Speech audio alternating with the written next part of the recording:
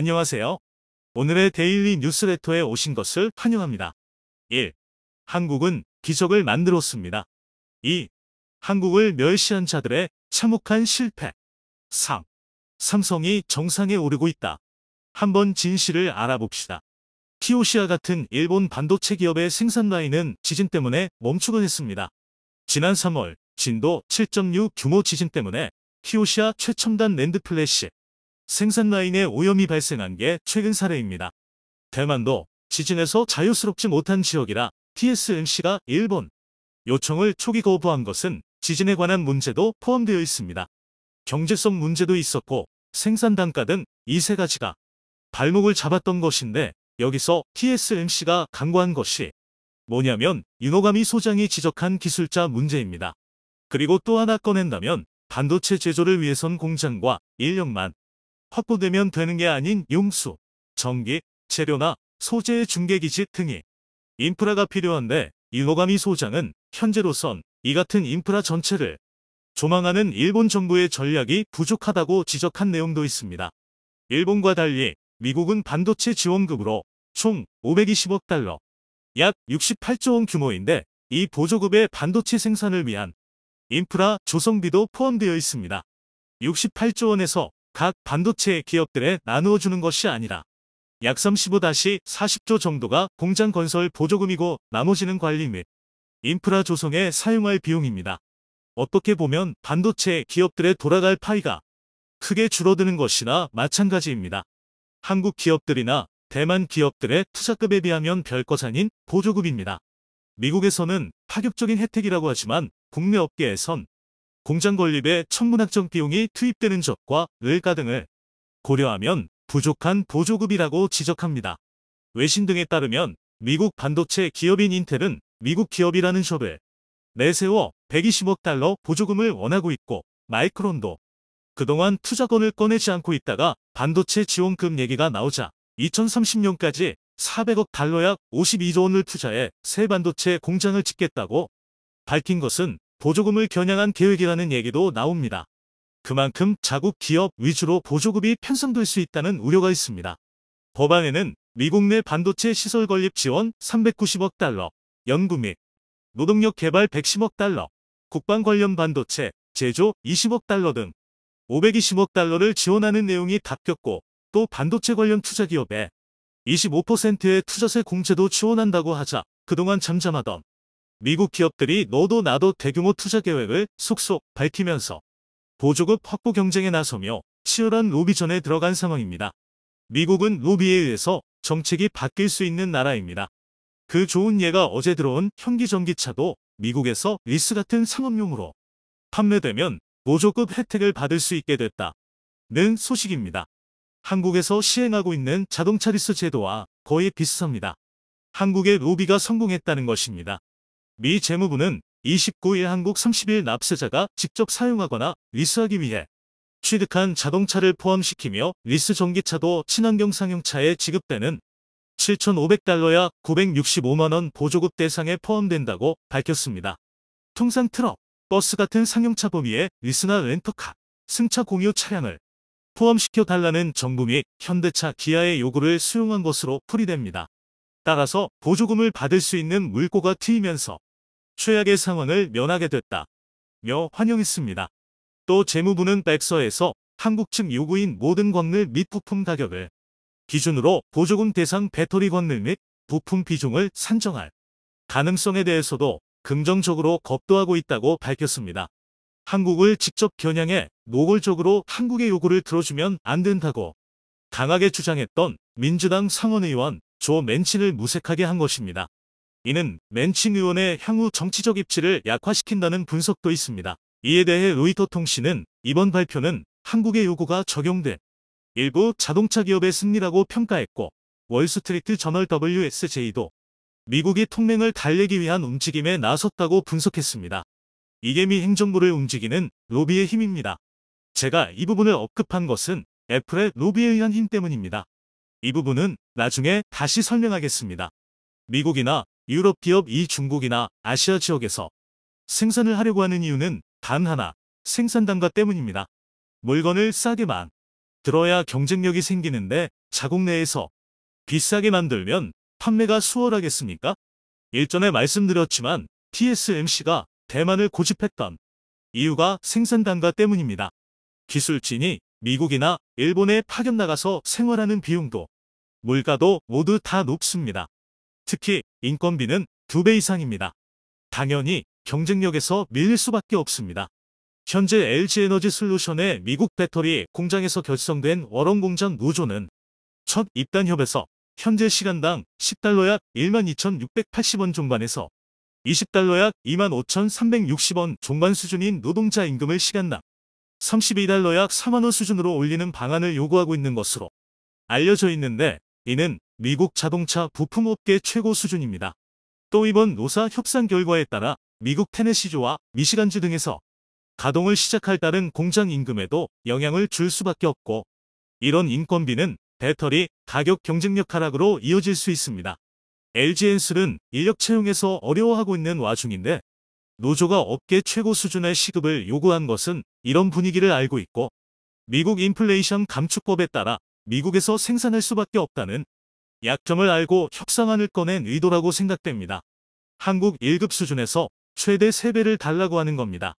따라서 주정부가 주는 인센티브에만 관심을 가질 것이 아니라 지역 및 노조의 분위기를 사전에 파악했어야 한다는 게 업계의 지적입니다.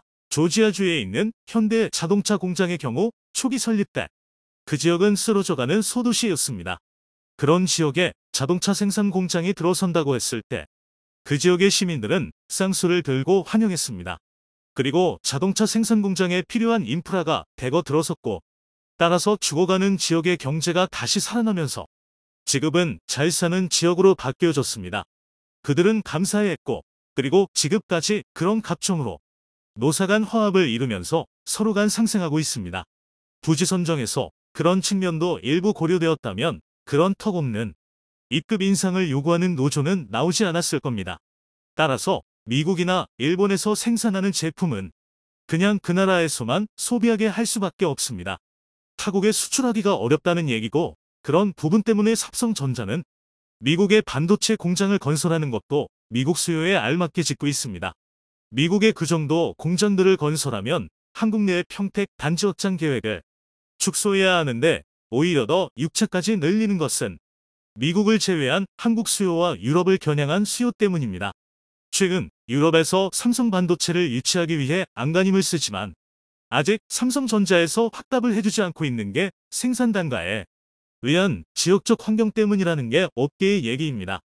유럽연합 EU는 지난해부터 삼성전자에 유럽의 반도체 공장을 지어달라고 요청하고 있습니다. 최근엔 독일 대통령, 스페인 총리 등이 연이어 삼성전자를 찾아 공장 유치 활동을 벌이고 있지만, 삼성전자가 행동에 나설 가능성은 현재로선 희박하다는 것이 업계의 전망입니다. 그런 삼성과 달리 TSMC는 독일 드레스덴을 유럽 공장 후보지로 겁도하고 파운드리 공장을 짓기로 했고, 인텔은 지난해에는 유럽에 파운드리 공장을 지으려면 200억 달러를 예상하면서 유럽연합의 지원을 요청하다가 지난 3월에 이 같은 계획을 수정해 앞으로 10년 동안 800억 유로 약 110조를 투자해 유럽에 반도체 생산과 연구기지를 세우겠다는 계획을 내놓았습니다. 인텔이 30%가량 투자하고 나머지 70%는 유럽에서 투자하라고 했습니다. 유럽연합도 긍정적으로 받아들이면서 뜻 성사될 듯이 보였지만, 유럽연합의 움직임이 달라지자 인텔은 우선 이탈리아에 자동차용 반도체 공장을 설립하는 것으로 지난 9월 발표한 바 있습니다. 그러나 지난 11월 변수가 생겼습니다. 유럽연합 EU 회원국은 430억 유로 약 60조 원가 들어갈 역내 반도체 산업 육성 계획 추진에 합의한 것입니다. 인텔의 요구대로라면 유럽연합이 80조 원 이상을 보조급으로 지급해야 하는데, 그럴 바에는 자체적인 반도체 산업을 육성하겠다는 뜻입니다. 그 애는 실질적으로 얻는 것은 크지 않다는 이유도 포함되어 있습니다. 거기에다 자동차용 반도체의 지원 대상 포함은 허용하지 않기로 했습니다. 인텔과 독일 및 이태리가 반발할 수 있는 내용입니다. 이태리가 개인적으로 인텔과 손을 잡을지는 아직 미지수입니다. 이렇게 TSMC나 인텔이 경쟁해서 먼저 유럽을 선접하겠다는 의도입니다만, 삼성전자는 다음과 같은 이유를 들어 유럽의 공장 설립은 아직 시기상조다고 언급했습니다. 최근 미국 주도의 금리 인상으로 글로벌 경제는 물론 우리나라 가계부채와 기업들에게까지 악영향을 주고 있습니다. 특히 건설 원자재 가격 급상승이 맞물리며 건설사들이 저금리 시절에 수주한 계약들이 현 시점으로 들어서며 불리하게 작용하고 있는 데다 회사채 상환 압박이 들어오면서 연쇄적으로 기업 운영에 차질이 생기는 악순환이 발생하고 있습니다. 그런데 경기 침체가 발생하면 건설사들을 시작으로 디폴트 도미노가 시작되는 것은 익숙하지만 국가 핵심 산업이라 할 수 있는 반도체 업계가 휘청이는 것은 굉장히 이례적인 일이라 할 수 있는데요. 특히 건설업계의 경우는 기술 수준이나 시공 능력이 평준화되어 있는 반면 반도체 산업은 국가를 대표하는 첨단 산업이기에 부실 또는 디폴트 위험과 같은 신호가 조금이라도 나오면 국가 경제에 큰 영향을 주게 됩니다. 그런데 최근 삼성전자와 글로벌 파운드리 시장에서 치열한 점유율 싸움과 기술력 경쟁을 하고 있는 대만의 TSMC에서 반도체 경기 악화에 따른 현금성 자산의 부족과 향후 투자 감소 등 연이은 악재가 나오면서 삼성에게 파운드리 주도권을 완전히 내주게 될 수도 있다는 관측이 나오고 있습니다. 미국의 명문 터프츠 대학교의 크리스 밀러 경제사학 교수는 영국 파이낸셜 타임즈와의 인터뷰에서 대만 TSMC의 차세대 기술 개발 전환, 특히 3나노로의 전환이 삼성에 비해 6개월가량 뒤처졌으며 TSMC 매출의 절대 다수를 책임지던 미국의 애플에서 3나노 주문량을 최소 40% 내지 50%가량 취소하는 등 VIP 고객사들의 주문량 취소, 오더컷이 잇따르고 있다고 전했습니다. 더욱 불안한 징조는 TSMC의 파운드리 가동률이 지난해에 비해 10%가량 하락하는 등 단기간에 이렇게 급락한 전례가 없었기에 반도체 업계에 적지 않은 충격을 주고 있는데요.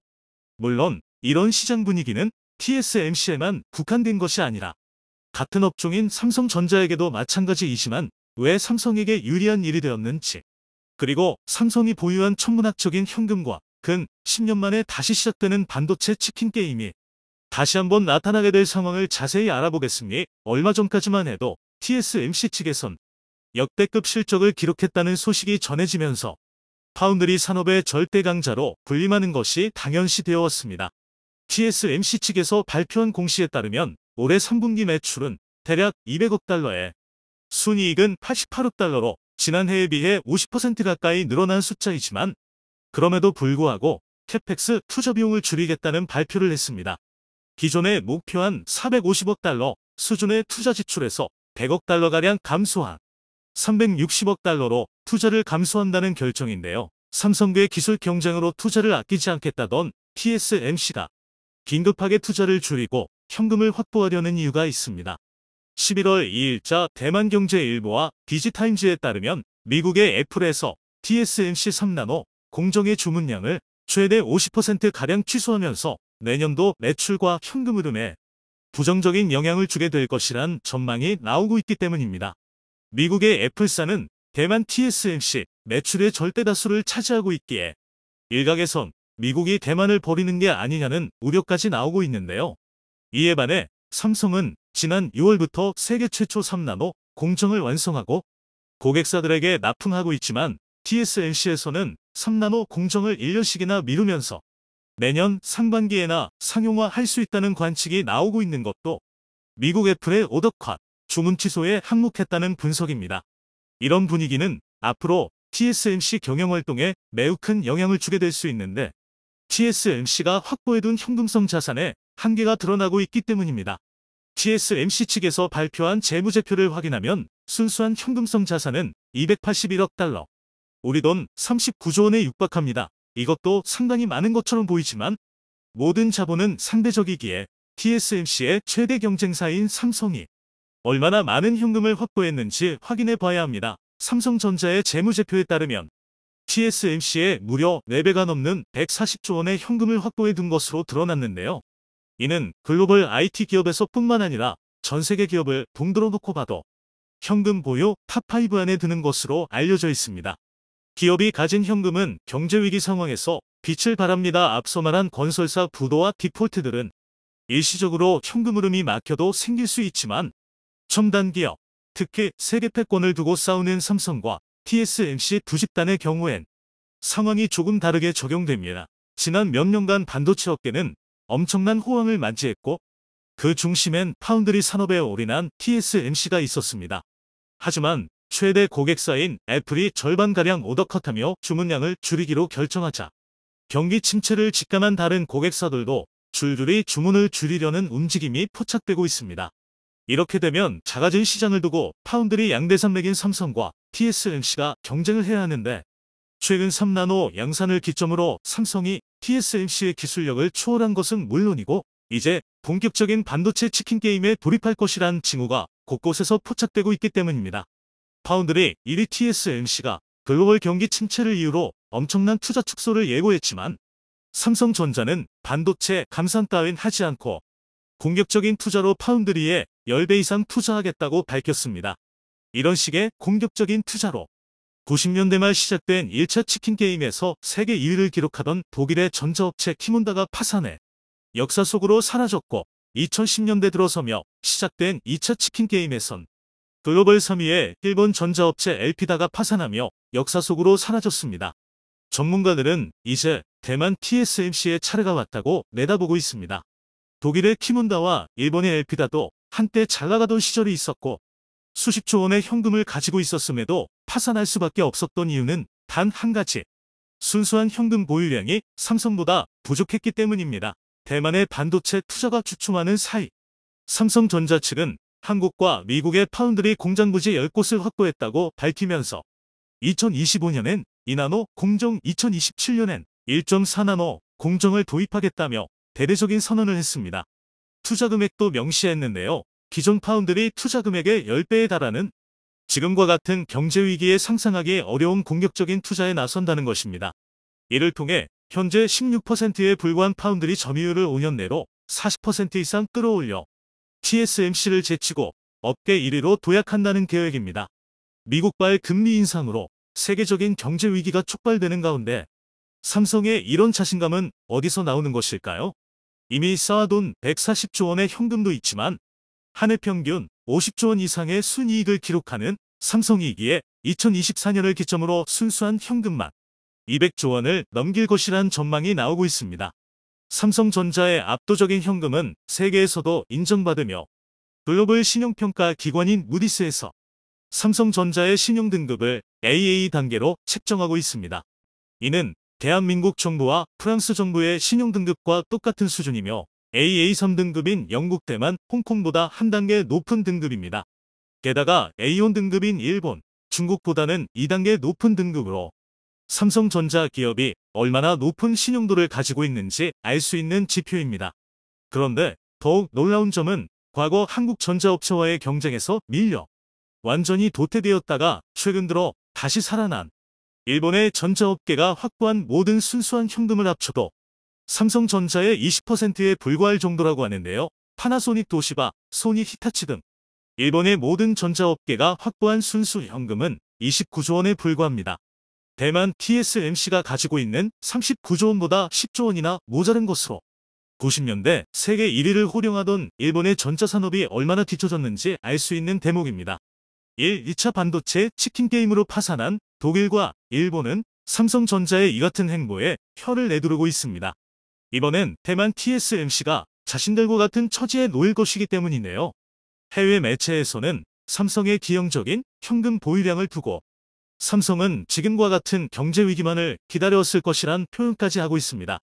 삼성이 여타 경쟁 업체들을 누르고 시장 점유율 1위로 도약했던 계기들은 전부 경제 위기가 껴있었으며 이런 경제 위기 속에 그동안 쌓아둔 현금으로 공격적인 투자와 치킨 게임을 벌여 경쟁업체가 버티지 못하고 항복하게 만드는 작전을 써왔기 때문입니다.